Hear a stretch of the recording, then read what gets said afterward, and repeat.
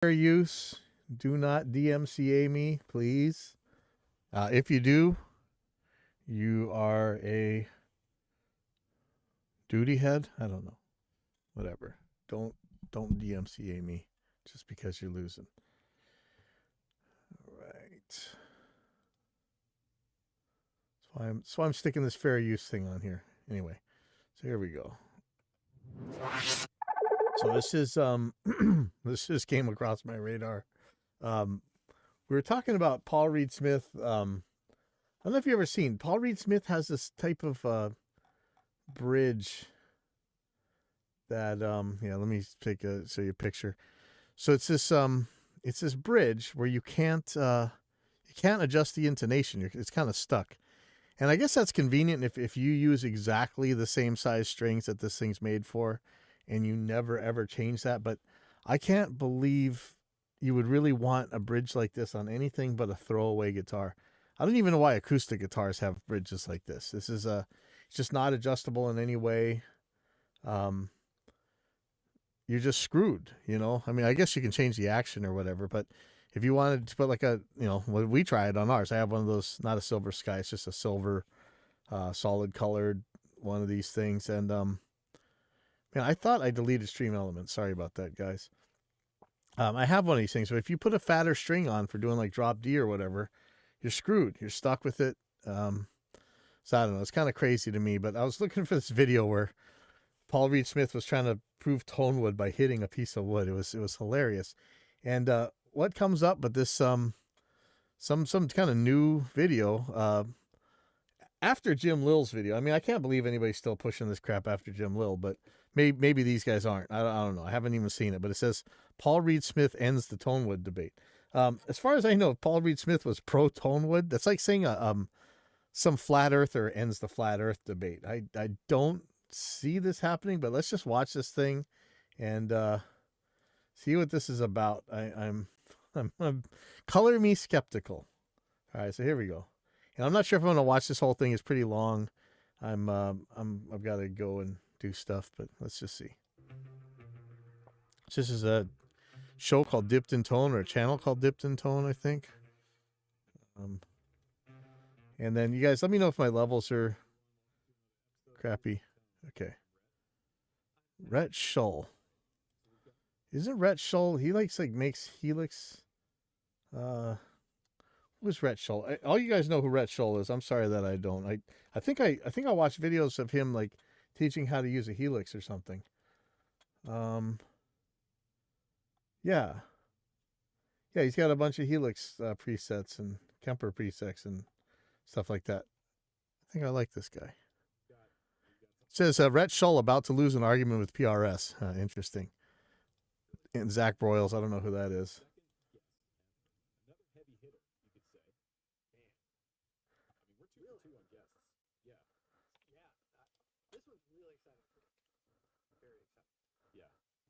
It's exciting for me too.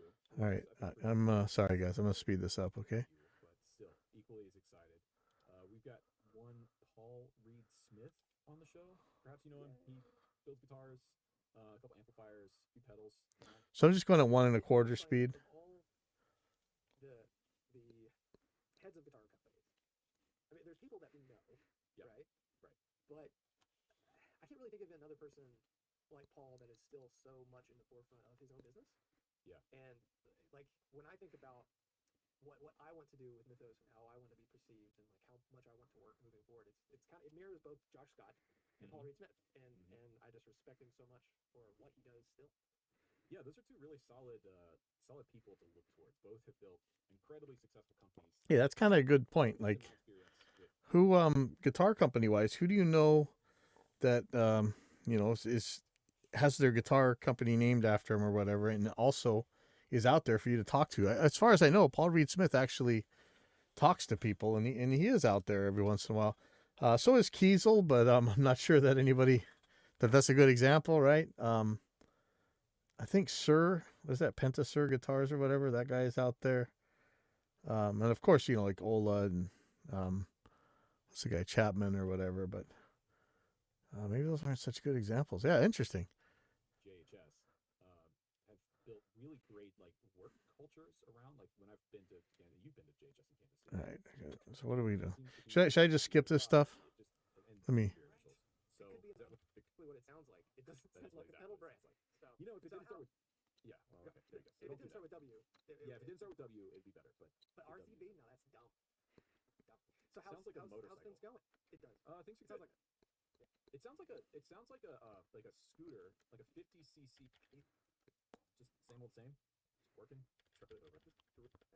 pop, an audible, just like it's like just thing, both bones in my wrist. All right. Let's see if where Paul Reed Smith shows up. I bet they're all pooping. I saw that one time at a restaurant. I literally witnessed someone snap at their server, and I thought I was going to come out of the chair. I found it. There it is. Hey, oh my God! Yeah. It's a man. Yeah. What's up? It's a man named Timmons. Matthew. Yeah, bring it. Like, scoot your chair over here. Is that Paul Reed Smith? This is my shill of the week. All right. Sorry. Years power play right there. Exciting. My Shoyle. Or Paul. That's sweet. Okay. So I think this is Paul Reed Smith. Paul, thanks for joining us, man. That's sweet. I look like Mickey Mouse with these headphones. Mickey. Me No, too. we're all wearing them, man. You look great. Yeah, look but great. I look worse than the other three. It's great. So, So you- yeah, welcome to Dipped in Tone, man. Happy to have you on. It's an honor and a privilege to be able to speak with you today. We've got some topics and some questions lined up for you that I think we're gonna have a good time talking through. So, thanks, man. Can I cause trouble? Oh yeah, of course. Please. Okay. We tried to go through all. You just got back from Europe. Yeah. We made a ton of stuff, so we tried to distill a lot of that. So we're hopefully not going to be retreading too much ground. And Oh, we'll hopefully make like it that all all. new. There's plenty to talk about. Our industry shifts every day. that's Yeah. And trouble makes good radio. So, See, I want to like this guy, but and I'm sure I would. I just I don't agree with him on the Tonewood thing, right? So, speaking of, how was your Europe trip? Well, I went to Japan. Come on, I want to hear him end the Tonewood debate. Come on, guys. Over here, you go here. There's a lot. Nice. Was it bigger or smaller than Rick? Dip a rig. Yeah. we're dipping a rig. Okay. So the title of the show What? is Dipped in Tone. I got that dipped in glass, dipped in tone. I like that. Should we So- explain the origin of the title first, or just move? Yeah. So Rhett and I, for those that don't know, too, we always found the saying, "Well, I'll be dipped in shit," really funny. And It's still funny. You ever it's heard that? hilarious. Yeah, of course I've heard it. Okay. Yeah. So when all this started, we were invading each other's live streams. I was doing the Mythos Pedals live stream. Rhett Yeah. was doing his live stream, and we thought we should turn this into a show. And like, what should we call it? And the obvious choice for both of us was Dipped in Tone. Yeah, yeah. But There you go. dipping a rig is something we started where the listeners of the show, the patrons, people who support us on Patreon, will send photos of their guitar rig, and we'll dissect it, talk about it, see what we like, what we don't like, what we change, and just have a little conversation and involve the community. So So you're going to show me a rig, and Mhm. I'm going to have to talk about what I like and what I don't like about the rig. Yes. But I am reticent to do the don't part. But let's go. Let's just. Well, do no. it. Here's the thing. So these are all willing participants who, they know that by providing their rigs to be dipped, that they're going to get an honest take of what we like and we don't. Let's like. go. At Let's the go. end, They you're want going to give a honesty. rating. You're going to get a rating out of 10, and that rating is in the unit of Shoyles, which we'll get to in a minute. So let's see. All right. Oh, here we go. boom, there it is. Nice. Okay, So- cool. What model boogie is that? That is the Fillmore 25. So I can pull it up here, so we can. Is that a Okay. new model? It's fairly new. Yeah. So here, let me break down this rig. So this is from John Carley, and we'll do the guitars first. He's got a US Strat. It's been modified a little bit. He's got a PRS S2 McCarty. It says 594 thin line. Uh-huh. An Epiphone 1966. All right. Do you guys care? I think I'm just going to go on to where he ends the Tonewood debate. Issue. The amp is a Mesa Boogie, a variety of stuff. He's got his lab micronym that is it's got What look, for somebody who's doing what you said, that's a well thought through, heartfelt, can get a tone out of it rig. Period. Yeah, well, and I like that it seems that the PRS, this is the 594 thin line S2, right? That seems to be the center point of the rig. So With this rig, I'm close to a vintage 30 in the cabinet. Say that, and did he get the new Carlos Central? and each time you go into one and another and another and one or two. one of the gain stages on the 4. Yeah. All right. I'm probably gonna have to just skip around. I hate this clickbait crap. 9 added together and divided by 2 is 9.3. I get her at 9.3. I'm right. Very diplomatic of you. Very. But the thing you left out was his goal. It makes his goal. Oh, for sure. It does more. That's a 10. Yeah. Yeah. Well, like you said, I mean, that's a rig you could take to damn near any gig, to any session, depending on what the session is, who the artist you're playing for is. You could get through the session. Oh, for sure. Oh yeah. I might not be as happy without my stuff, but I'd get through the Old HD 50 before the name change back there. Do you really? I do, and it's so good. So I worked. I Oh worked my at god. Sorry, guys. We're doing these shootouts that you're talking about. I'm talking with you about having. Once you played to an old 65 plexi with a rectifier tube, you're not going to think the same thing again. As long as it's in good condition and is a good example, right? Like that's the other part with vintage gear is I grew up, especially with vintage guitars, thinking that as I started to learn about this stuff, because it was old, it was good, which is not the case.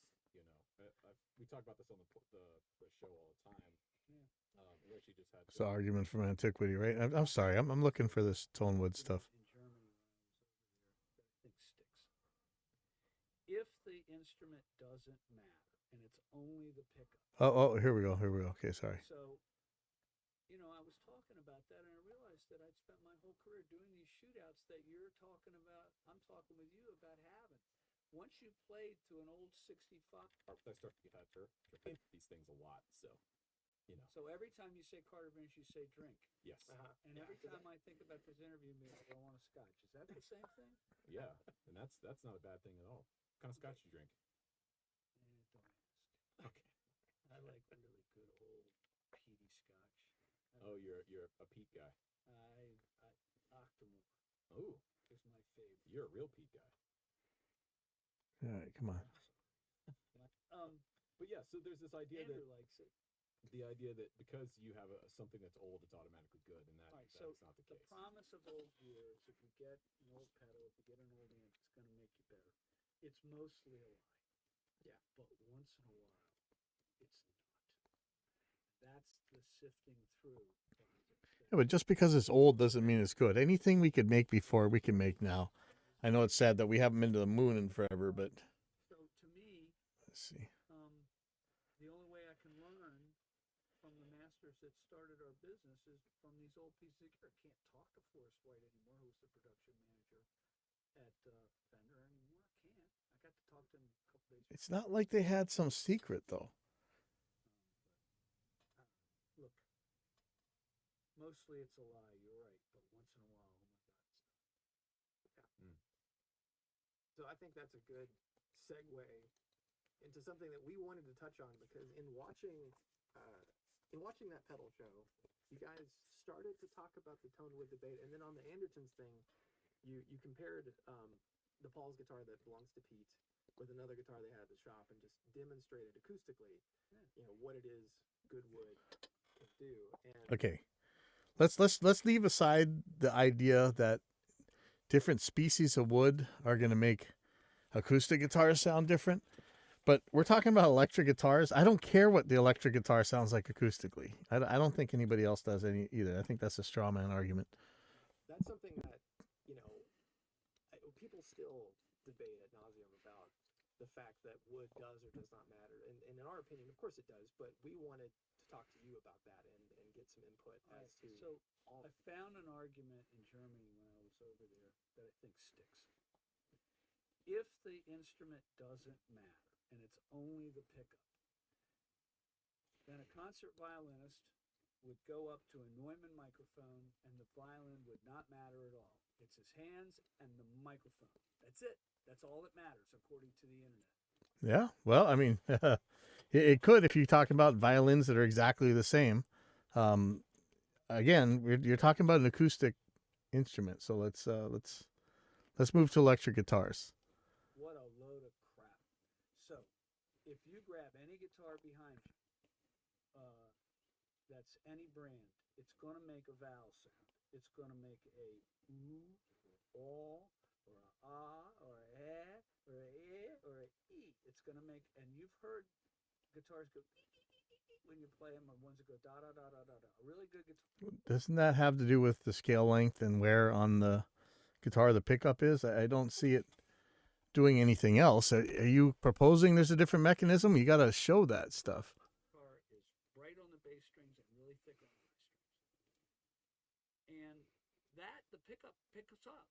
And the idea that the pickup is... Oh, wait. You talk about the acoustic sound of the electric? So you're saying that the electric pickup picks up the acoustic sound? No, it doesn't. You'd have to prove that.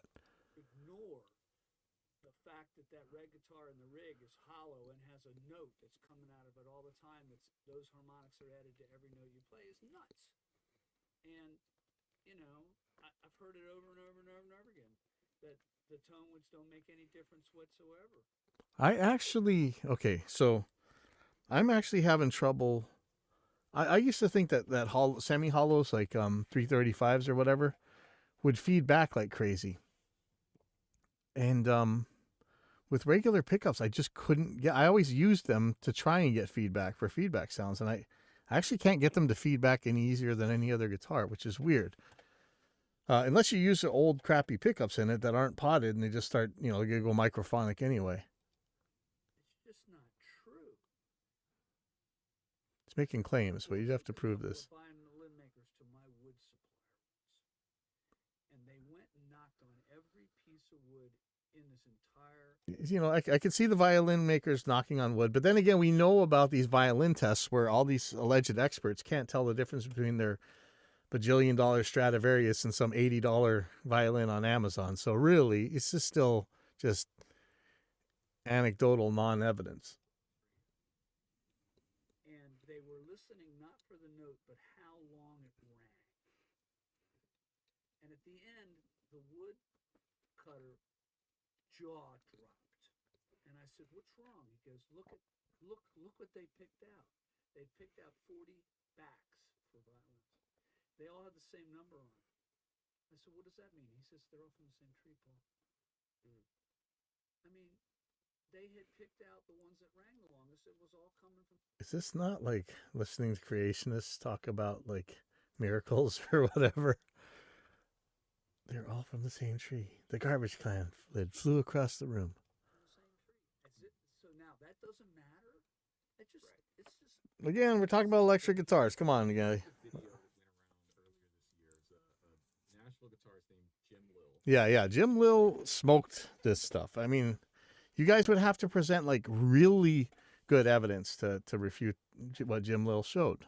Made this video, trying to... If you haven't seen this is the one where Jim Lill puts the tuners on one desk and a bridge on another desk and then just connects them with strings. So he's got it basically an air guitar, right? And it sounds just like any other electric guitar you would expect it to. Sort of quantify how much the wood affects the sound of a guitar. And the video went somewhat viral throughout the guitar YouTube world. Have you seen this where he like makes the guitar between two wood benches? And yeah. So what do you think about that video? I thought he was in the right garden at the beginning of the journey. I Interesting. don't think he was not at the end of the journey. Yes, because he started with a perfectly valid test, and you don't like the results of that test, so you don't think he's right. I mean, what else are we? Okay, come on. Look, take Joe Walsh, take Brent Mason, take... Here comes the name dropping. But again, I mean, is this not like when you watch those creation versus evolution debates? Grissom, take any of... They're all doing shootouts nonstop, usually in their basement with a Blackface Deluxe. Constantly. as if it doesn't make a difference. Of course it makes a difference. You just keep saying that. Talking about this acoustic tone that the guitar makes, and then the pickup is picking that up, and the pickup The electric guitar pickup does not pick up the acoustic sound of a guitar. An electric guitar pickup amplifies the vibrating string that's breaking the magnetic field. Put nylon strings on your electric guitar and see what it picks up there, the acoustic sound. has its own parametric equalizer. So it's a combination of the acoustic sound of the guitar, how long it rings, what harmonics it's amplifying, how even it is or not, and then the pickup makes a huge difference. In a strat that has not been de-stratified, you have a note that you can hear in every note you play. That whistle note is in the pickups. It's not in the guitar, that's in the pickups. So you think of it as a strat sound.